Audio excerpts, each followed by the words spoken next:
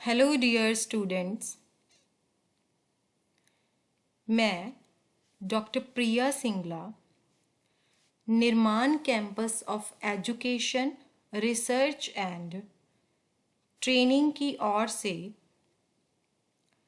Diploma of early childhood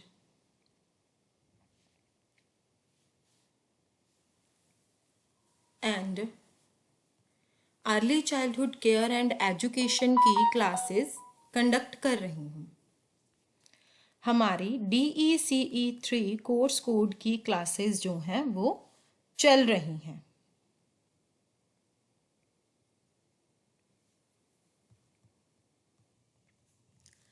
इससे पहले कि हमारी जितनी भी क्लासेस हैं वो आपको निर्माण कैंपस के YouTube चैनल पर मिल जाएंगी। यूनिट 16 हमने स्टार्ट की हुई थी अपनी। Some themes and messages in early childhood care and education.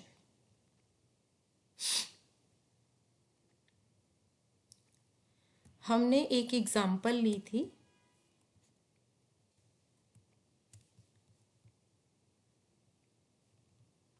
है ना, एक ही प्रेग्नेंट लेडी की एग्जाम्पल ली है और उसी को आगे बताना है डिटेल में। उर्मिला ने अपनी केस स्टडी को लिख लिया ताकि वो कोई भी डिटेल्स को भूल ना सके, और ये भी पक्का कर लिया कि उसकी जो टॉक है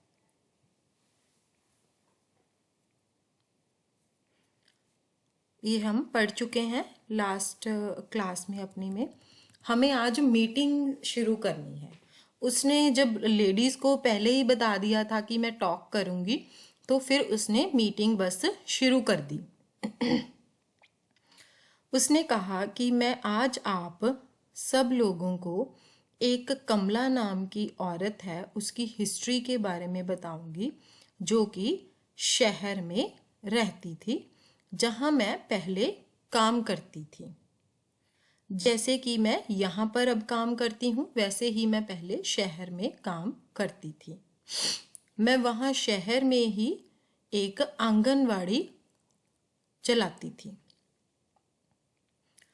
कमला उस टाइम पे उसकी नई नई शादी हुई थी।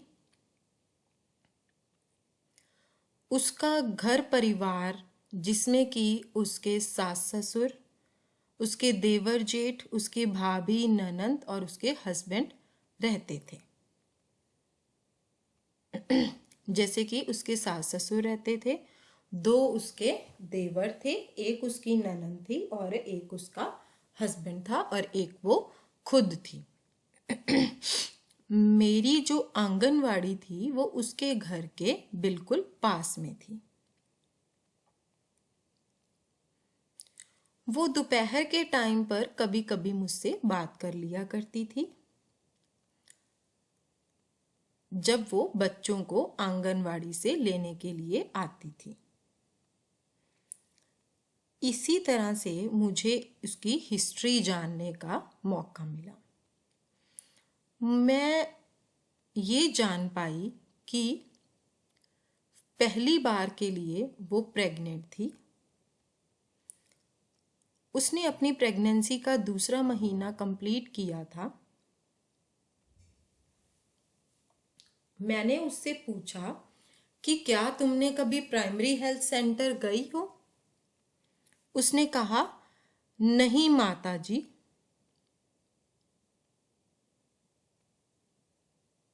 उसने कहा नहीं। माता जी मतलब उसकी जो सासू माँ थी वो कहती थी कि डॉक्टर के पास इतनी जल्दी जाने की कोई ज़रूरत नहीं है। उसने सिंपली साधारण तौर पर कहा कि ये सारी अननेसेसरी चीज़ें हैं जिनकी कोई ज़रूरत नहीं है, बल्कि वो तुम्हें कंफ्यूज कर देंगे।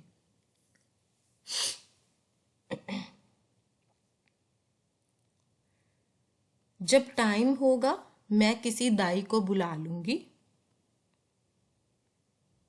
मैं उस टाइम पर कुछ भी नहीं कहूँगी।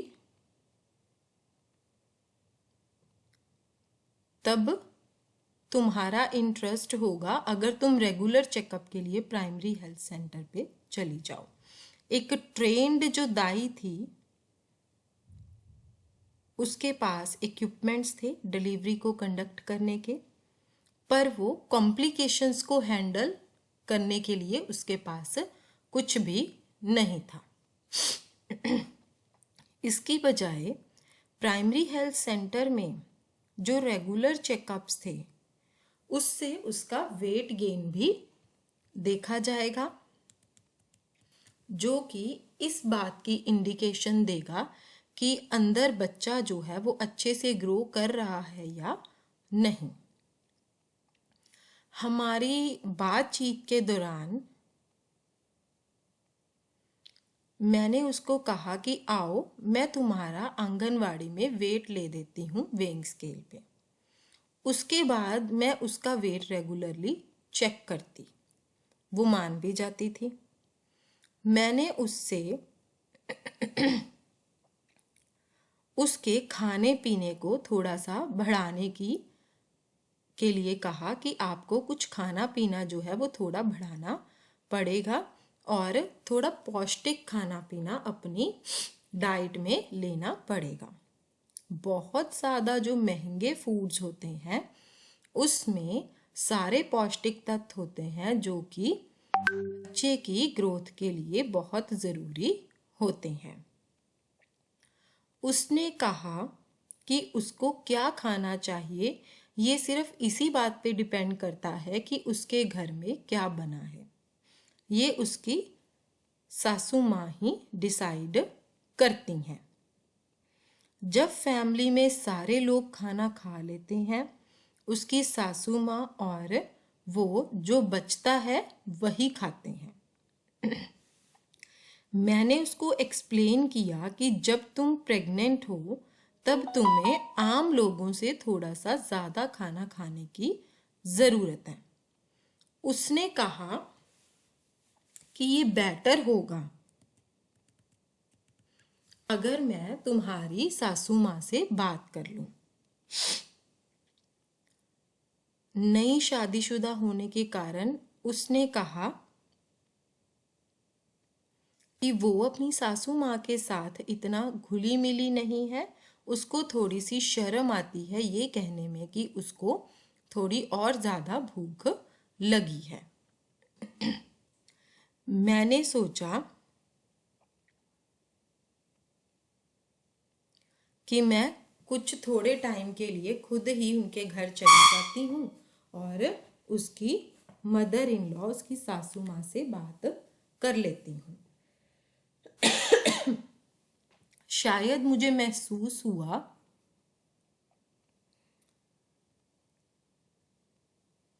कि उसको अपनी ननद से ज़्यादा खुद की अब ज़्यादा केयर करनी शुरू कर देनी चाहिए, जबकि उसका सेकेंड सेमेस्टर शुरू हो गया था।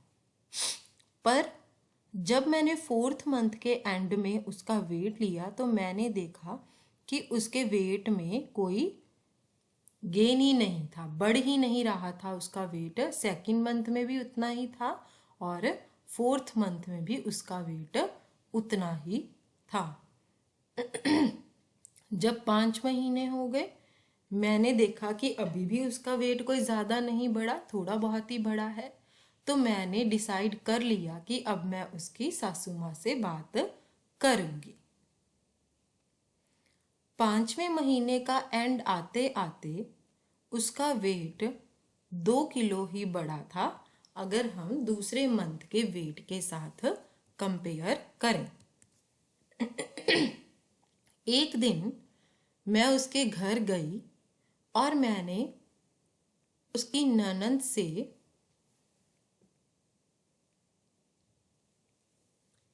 उसकी ननद की प्रेगनेंसी के टॉपिक के ऊपर बात की। मैंने उसकी ननद को थोड़ा ज़्यादा फूड खाने की ज़रूरत के बारे में बताया। उसने कहा अगर वो ज़्यादा खाएगी तो उसको लेबर में डिफिकल्टी होगी। इसी तरह से बेबी जल्दी आ जाएगा जैसे वो खाना खा रही है।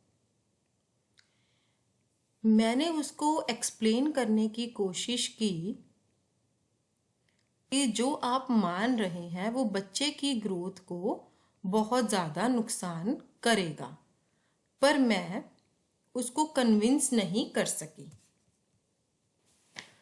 फिर मैंने उनसे इस बारे में बात करी कि वो अपने घर में न्यूट्रिशियस खाना कैसे प्रिपेयर कर सकते हैं, थोड़े से सस्ते फूड स्टफ्स को यूज़ करके।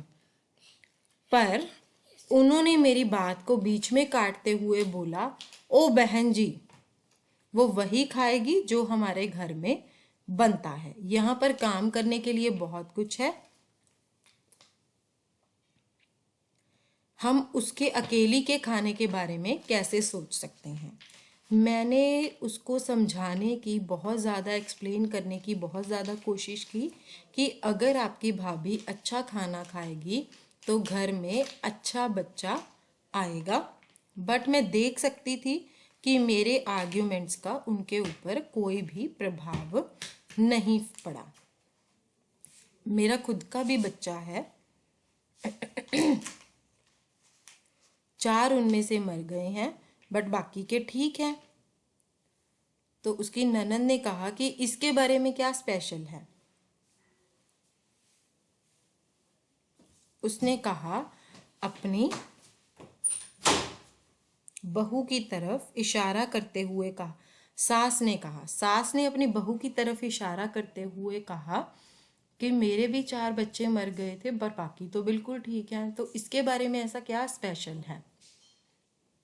मैंने लास्ट टाइम ट्राई किया था कि मैं उसको प्राइमरी हेल्थ सेंटर में ले जाऊं, वहाँ डॉक्टर्स उनको एक्सप्लेन करेंगे।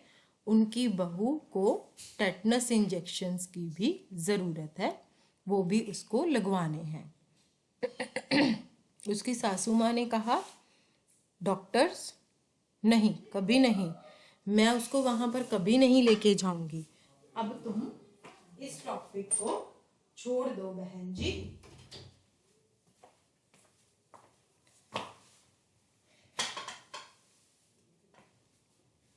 मुझे ये रियलाइज हुआ कि यहाँ पर अब बात को कंटिन्यू करने का कोई फायदा नहीं है।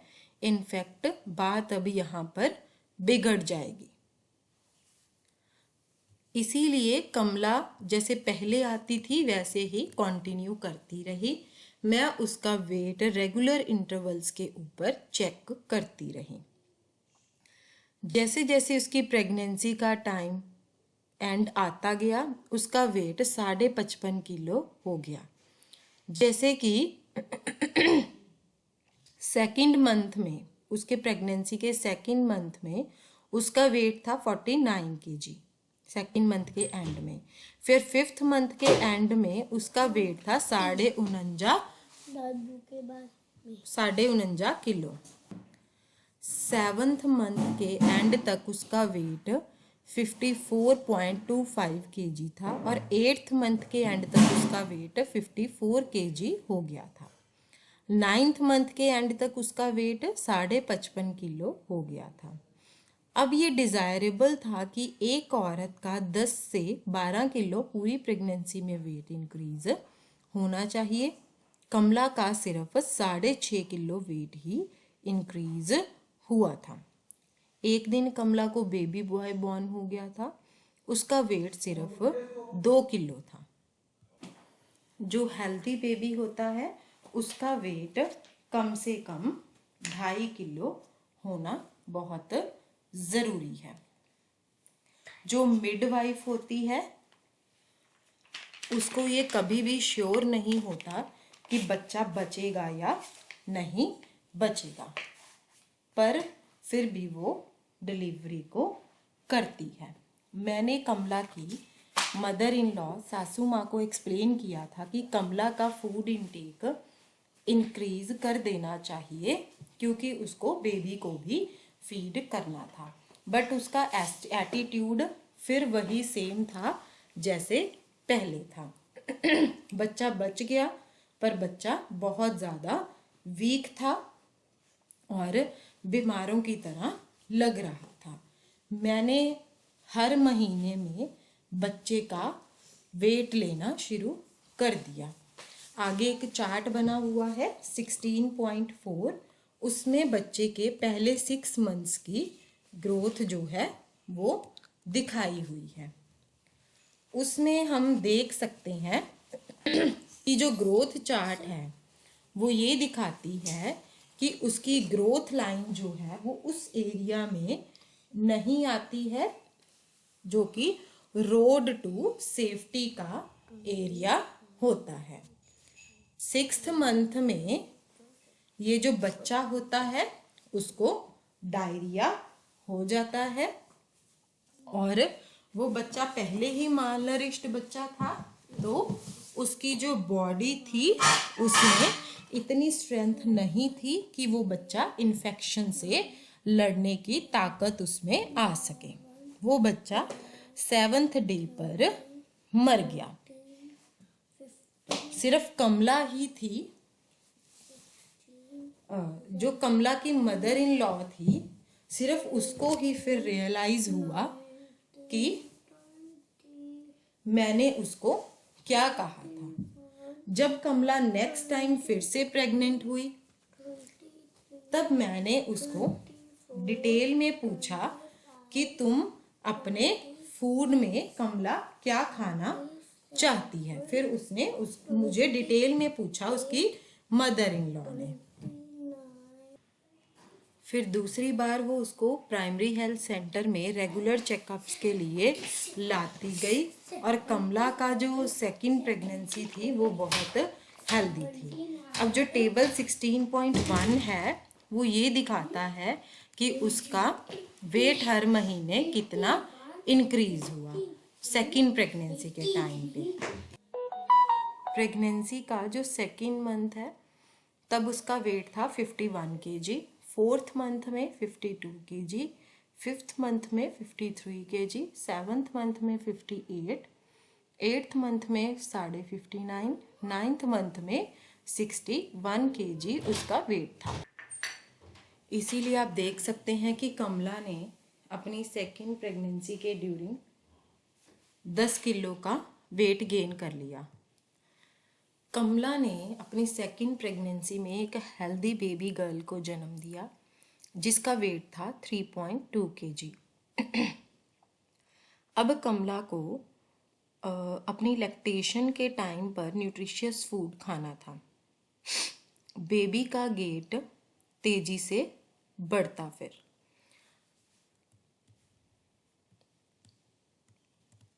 आगे फिगर बनाई हुई है कि बेबी का वेट जो है वो हर महीने 6 मंथ की उम्र तक कितना कितना रहा। जब बच्चा 2 साल का था तब कमला ने दोबारा से कंसीव कर लिया। ये 16.5 फिगर है। इसमें दिखाया है कि बच्चे का जो वेट है वो कितना कितना बढ़ता रहा। Road to safety.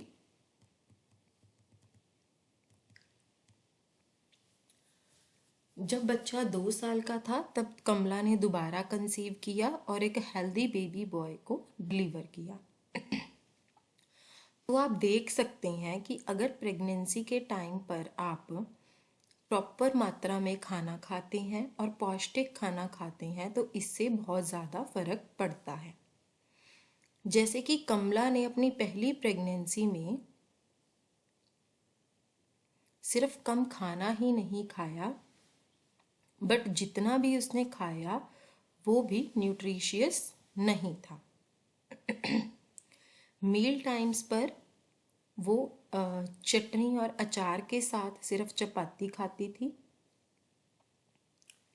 एक बार पल्सेस खाती थी और एक बार ही वो वेजिटेबल्स के साथ अपना मील लेती थी। दिन में कई बार वो चाय पीती थी।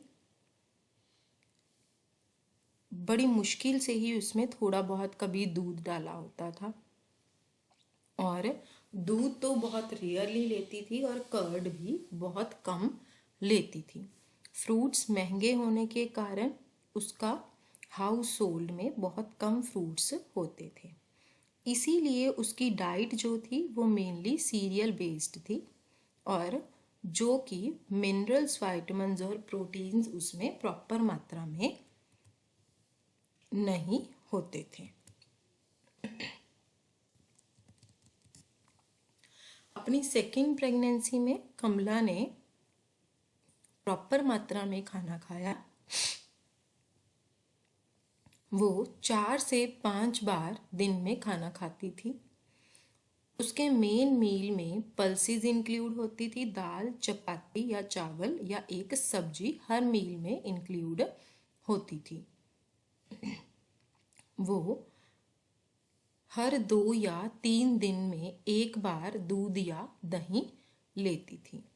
मैंने उसकी मदर इन लॉ को एक्सप्लेन किया था कि वो जो लो कॉस्ट फूड होते हैं, कम कीमत वाले जो फूड होते हैं, उनसे भी उसके लिए अच्छा खाना बना सकती हैं, और कैसे बिल्कुल सिंपल प्रोसीजर को फॉलो करके, जैसे कि स्प्राउटिंग और फर्मेंटेशन करके वो फूड स्टफ्स की न्यूट्रिटिव वैल्यू को इंक्रीज कर सकती हैं। अब डिस्कशन क्या है, केस स्टडी इस पॉइंट पे आके ख़त्म हो गई। वहाँ पर बिल्कुल चुप्पी थी, और ये देखने को मिला कि उन्होंने जो भी कुछ सुना उसका उन पर असर हो रहा था। उर्मिला ने अब डिस्कशन शुरू कर दी। उसने औरतों से पूछा, तो अब आप क्या सोचते हैं कि क्या जो रियल लाइफ का एनेक्डोट होता है, जो मैंने आपको अभी पूछा, क्या सच में आपको लगता है ऐसा होता है?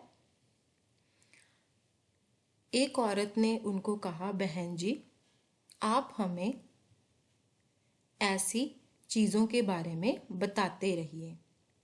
उर्मिला ने कहा, ठीक है, मैं बताऊंगी, पर अभी भी आप में से कुछ लोग हैं जो मेरे ऊपर विश्वास नहीं करते हैं, तो मैं सोचती हूँ कि मैं आपको एक रियल एग्जाम्पल दूंगी जो कि आपको ये रियलाइज़ करवाएगी कि प्रेगनेंसी और लैक्टेशन के टाइम पर एक अच्छी डाइट की क्या महत्वता होती है।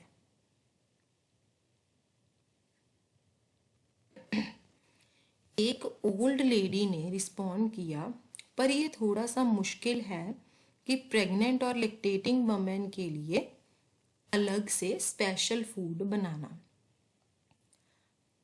कमला की सास ठीक कह रही थी कि घर में करने के लिए बहुत काम होता है। उर्मिला ने कहा, आपके पास आपको प्रेग्नेंट और लैक्टेटिंग वुमेन के लिए कुछ भी स्पेशली नहीं बनाना है। सिर्फ एक छोटे से एफर्ट के साथ और ध्यान से सोचते हुए आपको कई फूड स्टफ्स की बस न्यूट्रिशन यानी कि पौष्टिक वैल्यू जो है वो इंक्रीज करनी है, और जो आप डेली घर में फूड बनाते हैं उसी को ही आपने पौष्टिक बनाना है। कमला फिर उनको थोड़ी सी और एग्जांपल्स देने लगी कि वो कैसे ये सब कुछ कर सकते हैं। कमला ने कहा,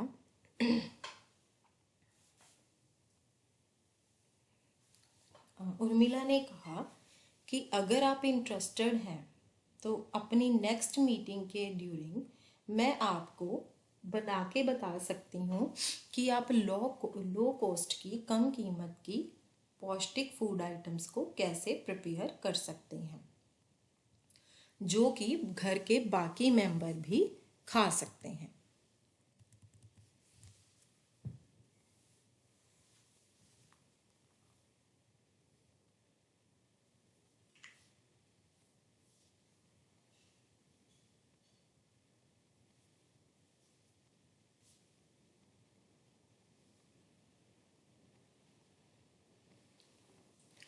बहुत सारी औरतों ने अपनी उत्सुकता ऐसी मीटिंग के लिए दिखाई। प्रेगनेंसी और लैक्टेशन के ऊपर की प्रेगनेंसी और लैक्टेशन में जो प्रॉपर मात्रा में पौष्टिक तत्वों की ज़रूरत होती है, इसके ऊपर जो डिस्कशन हुई थी वो थोड़े और टाइम के लिए चली। अब उर्मिला देख सकती थी कि केस स्टडी का थोड़ा सा इम्पैक्ट तो उन औरतों के ऊपर पड़ा है।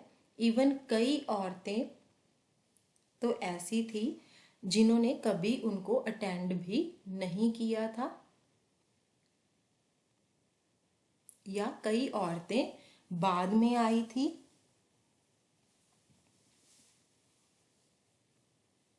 और वो अब सोच रही थी कि क्या सुनाया होगा, और वो बार बार क्वेश्चंस कर रही थी। पर उर्मिला जानती थी कि उनको कन्विंस करने के लिए अभी थोड़ा और टाइम जाएगा। उर्मिला उनको किसी भी पॉइंट के ऊपर प्रेशर नहीं डालना चाहती थी। वो जानती थी कि अगर उनके एटीट्यूड में कोई चेंज आया या उनके थिंकिंग में कोई चेंज आया तो वो धीरे धीरे करके आएगा। और फूड एक ऐसा एरिया है जहाँ पर लोगों की सोच को, एटीट्यूड को बदलना बहुत मुश्किल होता है। जब उर्मिला ने देखा कि अब औरतों की और कोई भी क्वेरीज नहीं है, तब उर्मिला ने सेशन को क्लोज कर दिया। नेक्स्ट मीटिंग के लिए उन्होंने डेट और टाइम को फिक्स कर दिया, जब उन्होंने कुछ फूड आइटम्स को प्रेपरेशन की डेमोन्स्ट्रेशन देनी थी। अब उर्मिला जानती थी कि उसको कई मीटिंग्स में इसी टॉपिक को लाने की ज़रूरत होगी, जब तक कि लोगों के एटीट्यूड में प्रॉपरली चेंज नहीं आ जाता।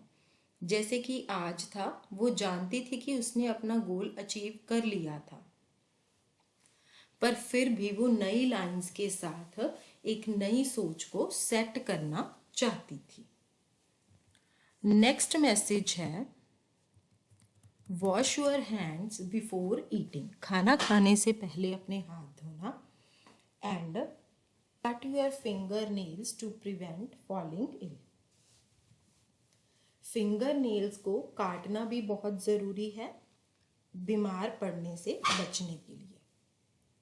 ये एक मैसेज है जो राधा 5 साल की उम्र के बच्चों को कन्वे करना चाहती थी। अब इस मैसेज की क्या ज़रूरत थी? राधा नागपुर के अर्बन स्लम में एक बालवाड़ी में काम करती थी। उस कम्युनिटी में जो लोग रहते थे उनका हेल्थ स्टेटस बहुत अच्छा नहीं था। उनका आसपास भी बिल्कुल साफ नहीं था। पानी वहाँ पर इकट्ठा हुआ रहता था। ओपन ड्रेन्स थे।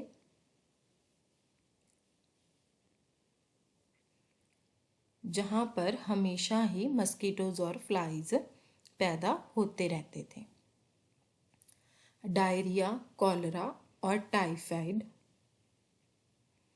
लोगों में वहाँ आम था, जिसके कारण डेथ के चांसेस भी होते थे।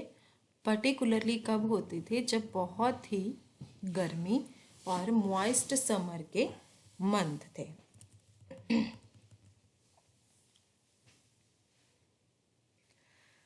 ज़्यादातर बच्चे जो सेंटर में आते थे वो 6 महीने में एक बार ज़रूर बीमार पड़ते थे। कई तो डायरिया के बहुत ही ज़्यादा क्रॉनिक केसेस थे, मतलब लंबे समय के उनको डायरिया था और उसकी वजह से ही फिर वो माल नरिशमेंट उनमें देखने को मिलती थी। पर्सनल हाइजीन जो था वो टॉप प्रायोरिटी उन लोगों की नहीं थी कि हम अपने बच्चों को प्रॉपर साफ सुथरा रखें। इनफैक्ट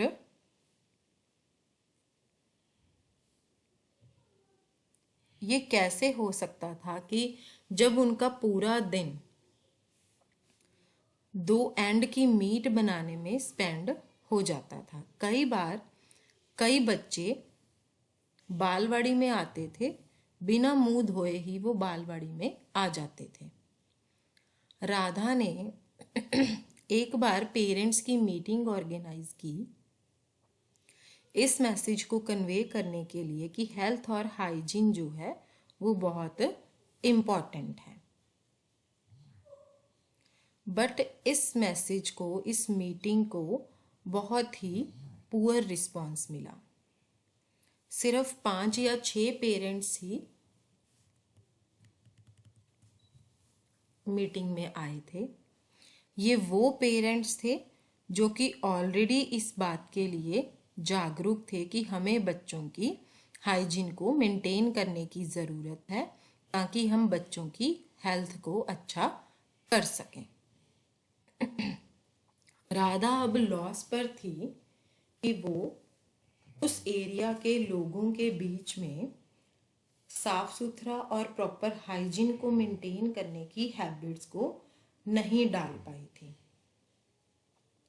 फिर जब उसने चाइल्ड टू चाइल्ड स्ट्रेटजी के बारे में पढ़ा, तब उसने सोचा कि अब मैं अपना मैसेज, हेल्थ और nutrition message child to child strategy के थ्रू पहुंचाऊंगी। उसने रियलाइज किया कि ये एक ऐसी अप्रोच है जो उसको मदद कर सकती है। अगर बच्चे अपने आप ही अपने आप को साफ सुथरा, अपनी क्लीनलीनेस को मेंटेन करने की ज़रूरत महसूस करेंगे तो वो आधा जो युद्ध है वो वैसे ही जीत लेगी। बच्चे इम्प्रेशनेबल थे और जल्दी ही नए एटीट्यूड और हैबिट्स को उन्होंने एक्वायर कर लिया जब उनको थोड़ी सी अपील की गई। राधा ने डिसाइड किया कि वो थोड़े से हेल्थ मैसेज बच्चों को सेंटर में रोज दिया करेगी, चाहे वो उनको प्ले एक्टिविटीज के थ्रू दे, किसी भी तरीके से वो बच्चों को थोड़े से हफ्तों के लिए डेली एक हेल्थ मैसेज दे दिया करेगी। यहाँ पर 2 एक्टिविटीज डिस्क्राइब की जाएंगी जो कि उसने अपने गोल को अचीव करने के लिए तैयार की थी। कन्वेइंग द मैसेज, मैसेज को कन्वे करना।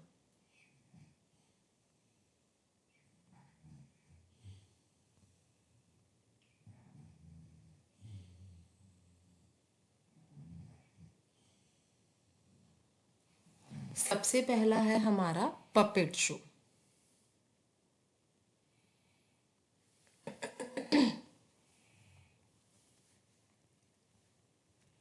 ये उसकी एक्टिविटीज में से एक एक्टिविटी थी जिसके थ्रू राधा ने अपना मैसेज कन्वे किया था, वो था पपेट शो। राधा और दूसरा जो प्री स्कूल वर्कर था जो कि 4 साल के बच्चों का इंचार्ज था, दोनों ने मिलके बालवाड़ी में पपेट शो अरेंज किया।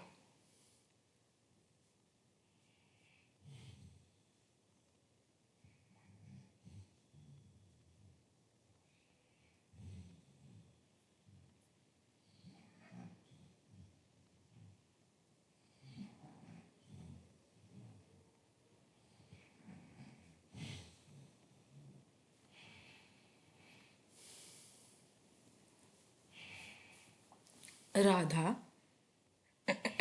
और जो दूसरे प्री स्कूल वर्कर थे उन्होंने ग्लव्स और स्टिक्स को यूज़ करके पपेट्स को प्रिपेयर किया, और भी अगर कोई मटेरियल बालवाड़ी में अवेलेबल था उसको यूज़ करके उन्होंने पपेट्स प्रिपेयर किए। जो उनके घर में बाकी की कोई एक्स्ट्रा आइटम्स अवेलेबल थी उनको लेके उन्होंने पपेट्स को प्रिपेयर किया। अब यहाँ पर हम ये पढ़ेंगे कि पपेट्स को कैसे बनाया जाता है। ये हम DEC 1 में ऑलरेडी पढ़ चुके हैं। उन्होंने 4 पपेट्स बनाए। रामू एक लड़का बनाया, मोहन एक लड़का बनाया, सीमा एक लड़की और एक मंकी बनाया। पपेट शो वाले दिन वो बच्चों के ग्रुप को वो अपने पास लेके आई।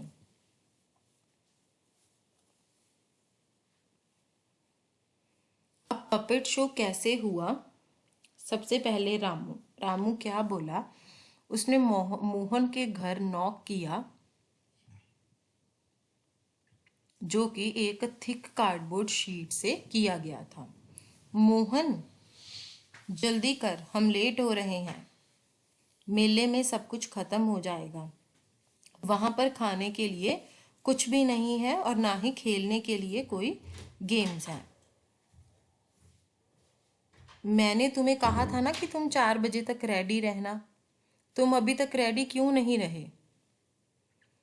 मोहन ने कहा, ओ आई एम रेडी, मैं तैयार हूं, पर सीमा नहीं है, वो भी मेरे साथ आना चाहती है। रामू ने कहा, सीमा, पर क्या वो बीमार नहीं थी?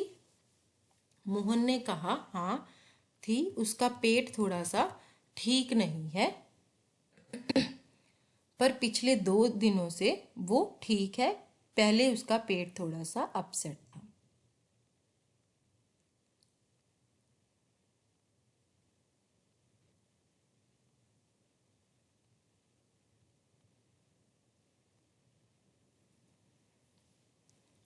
सीमा ने कहा, चलो भैया, मैं तैयार हूं।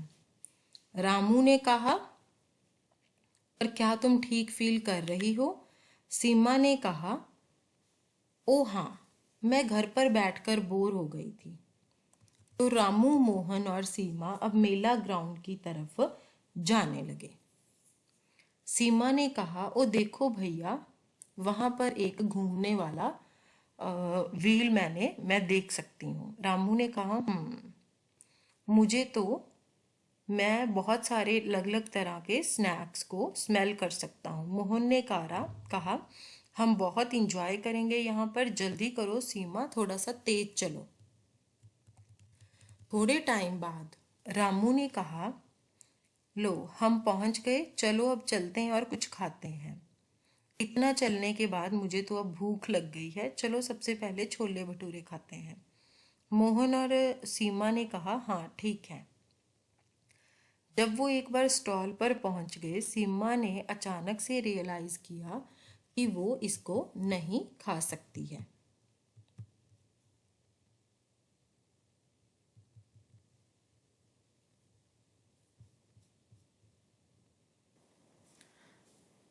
इसके आगे बुक में अपलोडर नहीं है ऑनलाइन पेजेस। मैं नेक्स्ट क्लास में ना आपकी ये सारे पेपर्स ढूंढ के हम आगे कंटिन्यू कर लेंगे।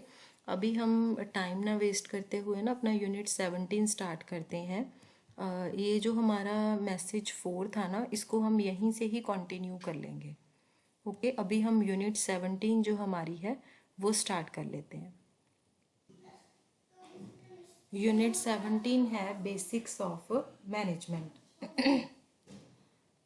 इसमें हम इंट्रोडक्शन, मैनेजमेंट प्रोसेस, जिसमें planning, controlling, organising, motivation and leadership, decision making, skills associated with managing, planning skills, controlling skills, leading skills, organizing skills, decision making skills, and alternative classification, role, functions, and characteristics of a supervisor.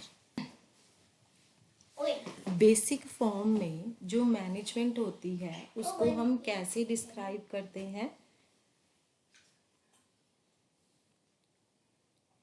कि जैसे हम कोई organised activity होती है उसके resources को use कर रहे हैं ज़्यादा इफ़ेक्टिव मैनर में, ताकि हम ऑर्गेनाइजेशनल गोल्स को अटेन कर सकें। एक ऑर्गेनाइज्ड एक्टिविटी वो होती है जब लोग इकट्ठे आते हैं और उनके पास कोई ना कोई रीज़न होता है ताकि वो इकट्ठे होके कोई कॉमन गोल्स को या कॉमन इंटरेस्ट को अचीव कर सकें। जैसे ये जो जर्नलाइज्ड डिस्क्रिप्शन होती है वो ये दिखाती है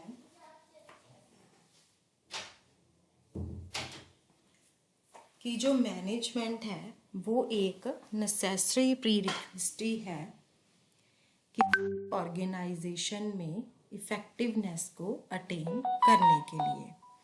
आप ये अंडरस्टैंड कर सकते हैं कि मैनेजमेंट के प्रिंसिपल्स को कि अगर हम एप्लीकेबल करते हैं तो वो यूनिवर्सल होते हैं, और सारे फेसेस की अगर ऑर्गेनाइज्ड एक्टिविटी के सारे फेसेस को हम एक्सटेंड करते हैं एक फैमिली की तरह, एक फर्म की तरह और एक रिटेल आउटलेट की तरह, एक न्यूक्लियर पावर प्रोजेक्ट की तरह, या फिर एक बच्चों के प्रोग्राम की तरह।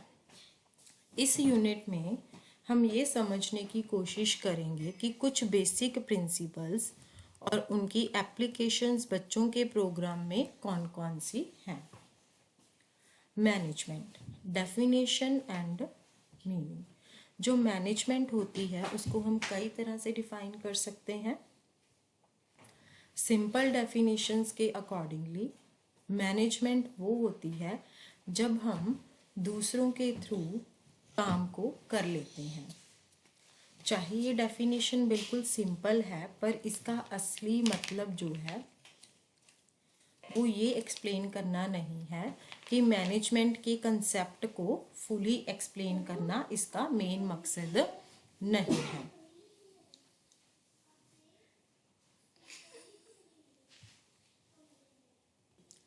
किसी भी ऑर्गेनाइजेशन में, चाहे वो फॉर्मल ऑर्गेनाइजेशन है चाहे इनफॉर्मल ऑर्गेनाइजेशन है, आपके पास रिसोर्सेज होने चाहिए, चाहे वो किसी भी फॉर्म में हो, ह्यूमन रिसोर्सेज की फॉर्म में हो, मटेरियल रिसोर्सेज की फॉर्म में हो, या फिर फाइनेंशियल रिसोर्सेज की फॉर्म में हो। अब गोल्स क्या है?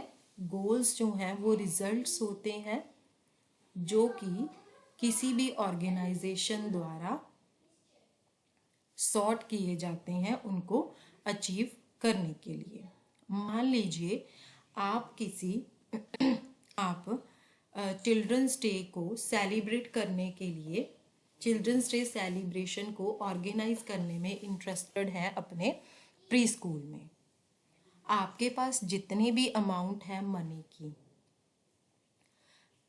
लोग आप काउंट कर सकते हैं कि कितने लोग जो हैं वो फंक्शन में आएंगे, कितनी स्पेस है आपके पास और कितना फिजिकल इंफ्रास्ट्रक्चर अवेलेबल है आपके पास।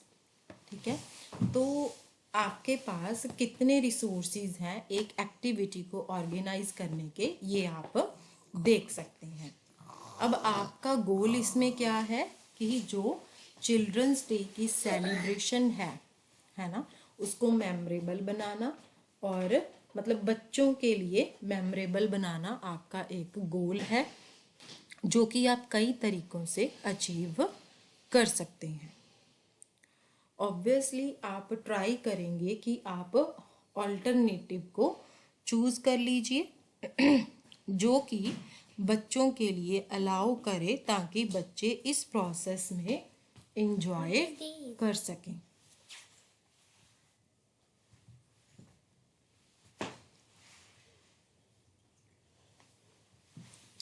जो तरीका आप पूरे तौर से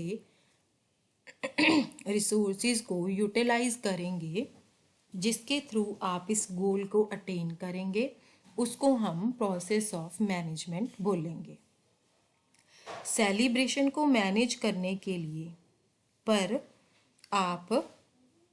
आपको बहुत ज़्यादा मैनेजरियल प्रोसेस को अप्लाई करना पड़ेगा, जैसे कि प्लानिंग, ऑर्गेनाइजिंग, कंट्रोलिंग, इवेलुएटिंग, ये सारे प्रोसेस को हम उसमें इन्वॉल्व करेंगे। नेक्स्ट है हमारा the management process. Management process में बहुत सारे फंक्शंस होते हैं। जैसे कि प्लानिंग, ऑर्गेनाइजिंग, कंट्रोलिंग।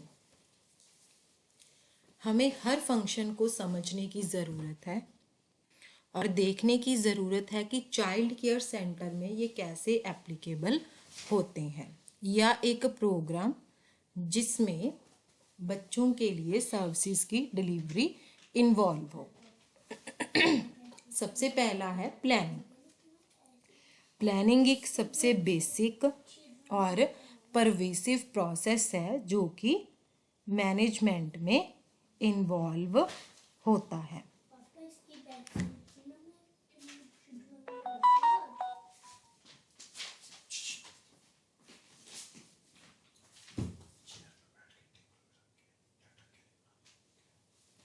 परवेसिव मतलब व्यापक। प्लानिंग का मतलब है कि कोई भी चीज़ को एडवांस में प्लान करना, डिसाइड करना कि हम क्या एक्शंस लेते हैं, कब और कैसे एक्शंस को लेते हैं। ये प्री डिटर्मिन करना होता है कि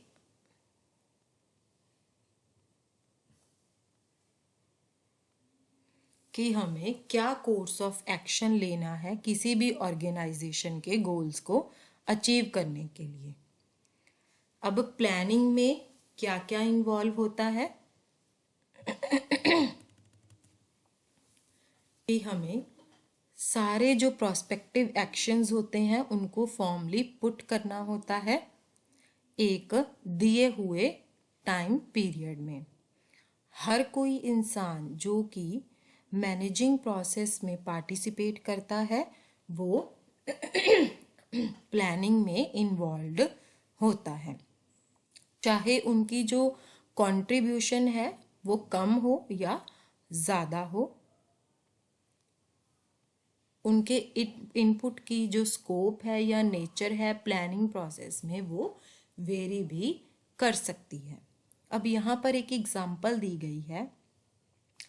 बच्चों के प्रोग्राम के कंटेक्स्ट में जो ट्रस्टीज हैं या बोर्ड ऑफ मैनेजमेंट है किसी भी वॉलंटरी ऑर्गेनाइजेशन की, वो एक ऑर्गेनाइजेशन की डायरेक्शन को प्लान करती है और प्रोग्राम अगले 5 सालों तक करने के लिए अपने दायरे में वो चीज़ ले लेती है कि अगले 5 सालों तक इस प्रोग्राम को हम कंडक्ट करेंगे। अब प्रोग्राम का जो इंचार्ज है वो एनुअल एक्टिविटीज़ को प्लान कर सकता है और जो सुपरवाइज़र है वो प्रोग्राम की हर दिन की एक्टिविटीज़ का मॉनिटरिंग सिस्टम प्लान कर सकता है।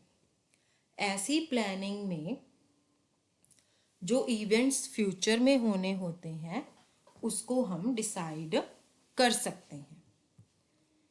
सम इनहेरेंट फीचर्स।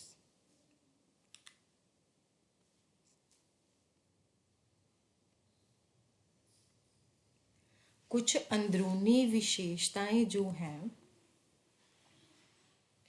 प्लान बनाने में वो ये हैं। सबसे पहला है मेकिंग चॉइसेस।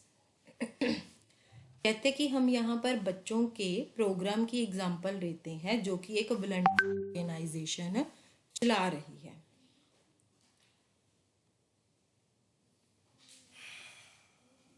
प्रोग्राम का एज ए प्रोग्राम पार्ट बहुत सारी सर्विसेज हैं जो वो प्रोवाइड करते हैं, जैसे कि न्यूट्रिशनल, एजुकेशनल या हेल्थ सर्विसेज इन्फेंट्स के लिए, टॉडलर्स के लिए, प्री स्कूलर्स के लिए, बड़े बच्चों के लिए, वमेंस के लिए, स्पेशली उन लोगों के लिए भी जो कि एक्सपेक्टेंट और लैक्टेटिंग मदर्स हैं, और जो स्पेशल नीड्स वाले बच्चे हैं उनके लिए भी स्पेशल फैसिलिटीज़ प्रोवाइड करते हैं, जैसे कि विजुअल इम्पेयरमेंट वाले बच्चे हो गए, हियरिंग इम्पेयरमेंट वाले बच्चे हो गए या कोई और डिसेबिलिटी वाले बच्चे हो गए। ये उस बंदे पे डिपेंड करता है जिसके पास प्रोग्राम को मैनेज करने की रिस्पॉन्सिबिलिटी का चार्ज होता है कि उसने किस टारगेट ग्रुप को टारगेट करना है, जैसे कि इन्फेंट्स या सारे बच्चे जो कि 12 साल तक की उम्र के हों। और सर्विसेज कौन सी प्रोवाइड करनी है ये भी उसी के हाथ में होता है, जैसे कि सिर्फ सप्लीमेंट्री न्यूट्रिशन देना है या इंटीग्रेटेड पैकेज देना है।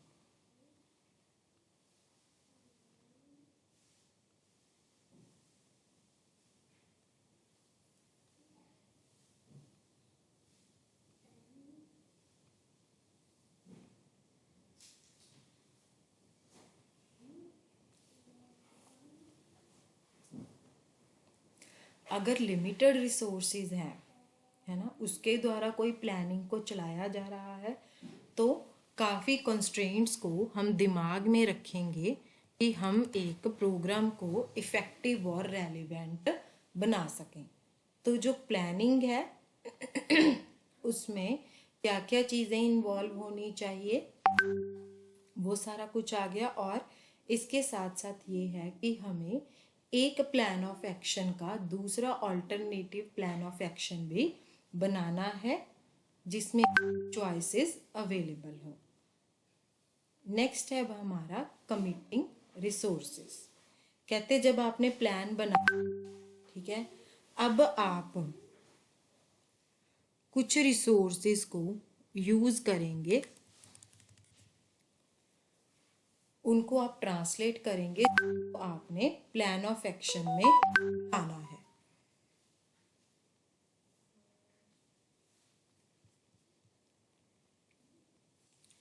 इसका मतलब ये है कि जो रिसोर्सेज हैं वो एक पर्टिकुलर कोर्स ऑफ एक्शन को कमिट हो जाते हैं और वो बाकी चीज़ों के लिए यूज़ नहीं किए जाते हैं। अब यहाँ पर एक एग्जांपल लेते हैं। कहते कि अगर आपने डिसाइड किया कि आप अपने चाइल्ड केयर सेंटर में बच्चों को मिड डे मील प्रोवाइड करेंगे तो जो उनकी कॉस्ट है उसको भी कंसीडर किया जाएगा। ये जो अमाउंट है ये किसी और यूज़ के लिए अवेलेबल नहीं होगी, जैसे कि कोई प्ले मटेरियल खरीदने के लिए या फिर कोई विजिटिंग डॉक्टर को ऑनरेरियम पे करने के लिए। नेक्स्ट है हमारा फिक्सिंग अ टाइम हॉरिजन। जो प्लानिंग होती है वो हमेशा एक स्पेसिफिक टाइम लिमिट को रेफर करती है जिसके विद इन टाइम लिमिट के बीच बीच में हमने प्लान को कंप्लीट करना होता है। आप सब लोग 5 ईयर नेशनल प्लानिंग प्रोसेस में तो मतलब आपको पता होगा, है ना। इस बार क्या है कि जो हॉरिजोन है वो एक टाइम पर्सपेक्टिव प्रोवाइड करता है, इसीलिए प्लान की जो इम्प्लीमेंटेशन है उसको रेगुलेट किया जाता है। मान लीजिए अगर आपके वॉलंटरी ऑर्गेनाइजेशन ने डिसाइड कर लिया है कुछ ना कुछ करने का, जैसे कि सप्लीमेंट्री न्यूट्रिशन देने का या कोई हेल्थ सर्विसेज देने का, ताकि प्रोटीन एनर्जी माल न्यूट्रिशन को बच्चों में कम किया जाए, तो वो इसके लिए एनुअल टारगेट्स बनाएंगे जिसको अगले 3 सालों में उन्होंने अचीव करना है। ऐसा करने से आपकी जो ऑर्गेनाइजेशन है उसका एक फिक्स्ड टाइम हॉरिजॉन हो जाता है। इस कंटेक्स्ट में क्या है कि आपको अवेयर होने की ज़रूरत है कि जो प्लान्स हैं वो शॉर्ट रेंज भी होते हैं और लॉन्ग रेंज भी होते हैं। अब जो शॉर्ट टर्म प्लान है वो लॉन्ग टर्म प्लानिंग के साथ मिल जाते हैं, एकीकरण हो जाता है।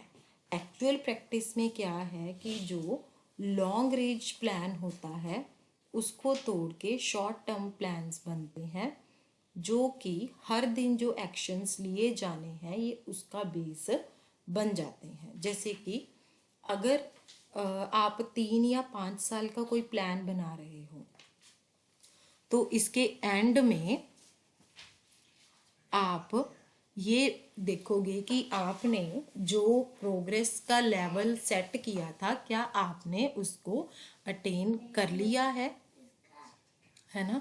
तो आप उसके लिए क्या करोगे, लॉन्ग टर्म को आप छोटे छोटे हिस्सों में तोड़ लोगे और फर्स्ट ईयर के एंड तक आप जो प्लान करोगे उसको अचीव करने की कोशिश करोगे। इसी तरह से बाकी सालों में भी ऐसा ही होगा। इस पीरियड्स में जो भी आप एक्शंस लोगे वो आपको ईयर के एंड तक कंप्लीट करने होंगे। ये जो सब कंपोनेंट्स होते हैं ये होल प्लान में ऐड हो जाते हैं, जिसको हम शॉर्ट टर्म प्लान्स भी बोलते हैं। अब यहाँ पर बहुत महत्वपूर्ण है याद रखना, पर जो शॉर्ट टर्म प्लान्स होते हैं वो लॉन्ग टर्म प्लान से ही डिराइव होते हैं।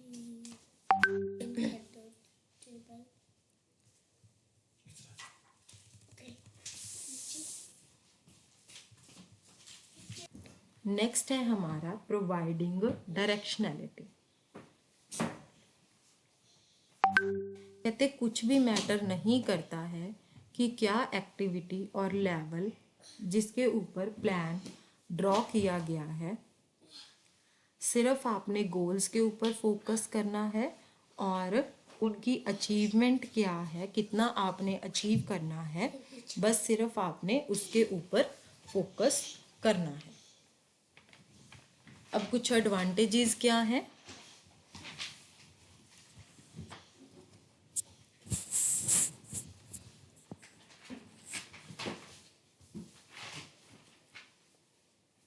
जो प्लानिंग है वो ऑर्गेनाइजेशन के एनर्जीज को चैनलाइज करती है एक डिजायर्ड डायरेक्शन में, जिसमें कि ऑर्गेनाइजेशन जाना चाहती है।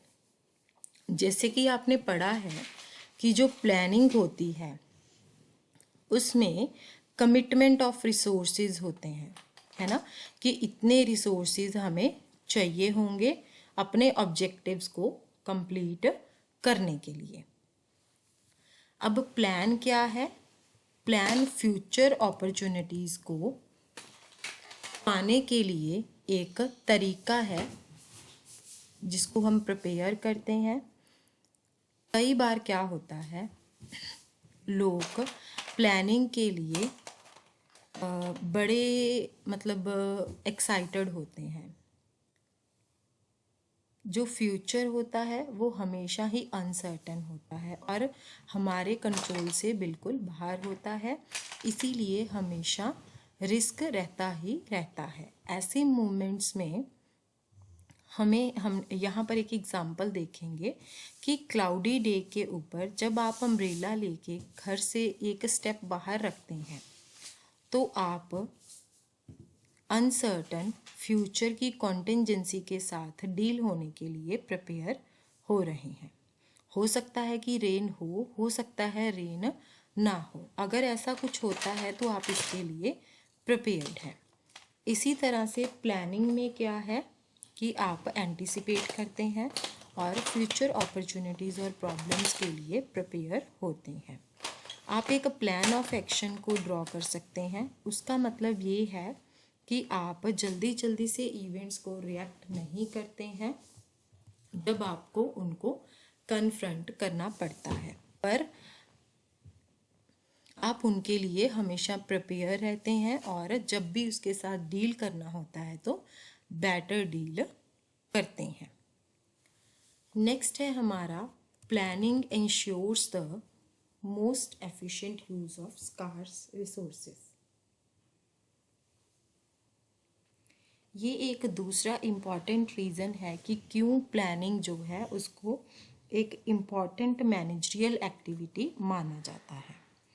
जब आप एक कोर्स ऑफ एक्शन फ्यूचर के लिए सेलेक्ट कर लेते हैं और रिसोर्सेज को भी कमिट कर देते हैं, ठीक है, तब आपको गोल्स को अचीव करने के लिए पूरा ऑर्गेनाइजेशन का सेटअप करना पड़ता है कि कौन से एफर्ट्स कौन करेगा और सबको कोऑर्डिनेट भी करना पड़ता है।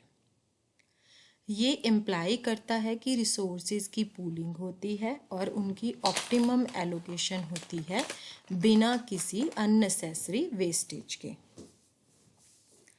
नेक्स्ट है हमारा कि जो प्लानिंग है वो आपको एक्सरसाइज को कंट्रोल करने के योग्य भी बनाती है। मतलब अगर आपके पास काम करने के लिए ऑब्जेक्टिव हैं और एक time bound plan of action है, तो आप पीरियोडिकली चेक कर सकते हैं ये ढूंढने के लिए कि क्या आपका जो काम है वो ऑन ट्रैक है या ऑफ ट्रैक है। उसकी प्रोग्रेस चेक कर सकते हैं और अगर ज़रूरत लगे तो कोई करेक्टिव एक्शन भी ले सकते हैं। For effective planning, effective planning के लिए हमें क्या क्या चीज़ें फॉलो करनी पड़ेंगी?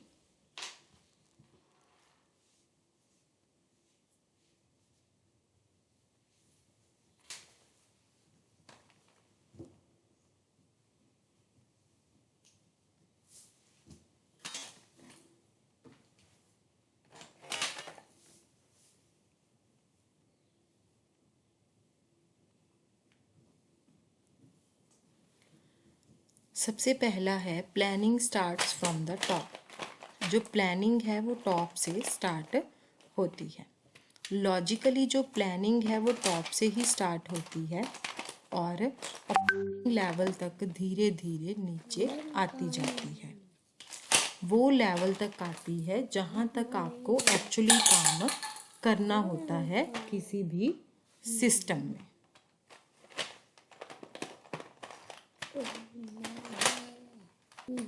जो ऑर्गेनाइजेशनल ऑब्जेक्टिव्स होते हैं, इसीलिए उनको टॉप लेवल मैनेजमेंट से डिज़ाइन किया जाता है।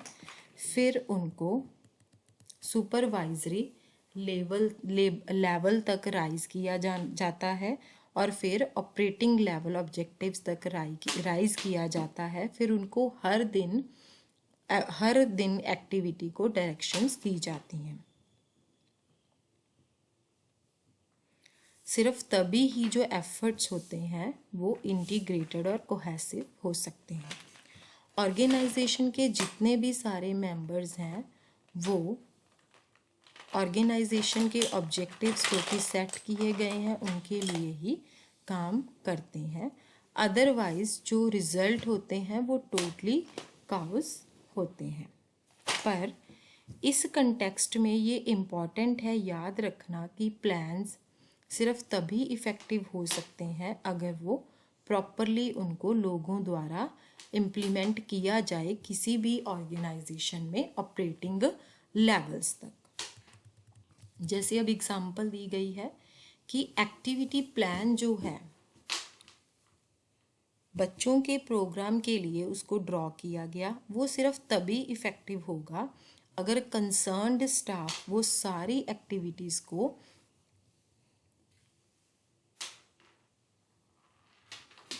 एंगेज करने के लिए यूज़ करेगा, एजुकेट करेगा और फ्रूटफुली सारे बच्चों को ऑक्यूपाई करेगा।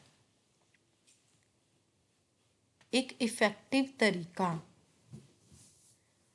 किसी भी प्लान को प्रॉपर इम्प्लीमेंट करने का लोगों को इन्वॉल्व करना, जो कि प्लानिंग के सारे प्रोसेस की इम्प्लीमेंटेशन के लिए रिस्पॉन्सिबल होते हैं।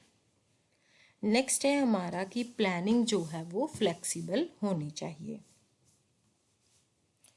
जो प्लानिंग है वो एंटीसिपेट करने के लिए की जाती है और अनसर्टन फ्यूचर के लिए प्रिपेयर किया जाता है। प्लानिंग में सिचुएशंस भी अराइज होती हैं जहाँ पर एंटीसिपेटेड इवेंट्स नहीं हो पाते हैं।